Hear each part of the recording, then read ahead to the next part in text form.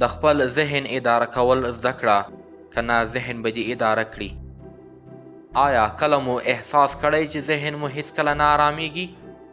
یو فکر لا نه وي ختم شوی چې بل پیل شي، همدا هغه وخت دی چې ذهن پر تا واکمن شوی وي.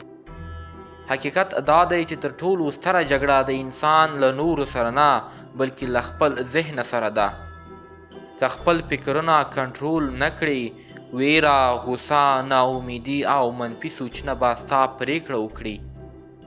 خو ښه خبره دا ده چې ذهن روزل کیدی شي. کله چې منفي فکرونه درته راشي، سمدستي پرې باور مه کوه. له ځانه پوښتنه وکړه، آیا دا حقیقت دی که یوازې یو ویرېدونکی فکر؟ کله چې غوسه شي، په هماغه شیبه پرېکړه مه کوه.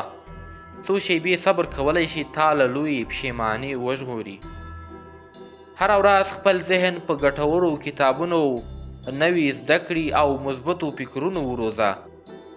لکه څرنګه چې بدن تمرین غواړي، ذهن هم تمرین غواړي. په یاد ولره، بریالي خلک له ستونزو خالي نه وي. توپیر یې دا دی چې هغوی خپل ذهن د ستونزو غلام نه پرېږدي. نو له نن څخه هڅه وکړه چې ته د خپل ذهن مشر واوسې، نه د هغه بندي.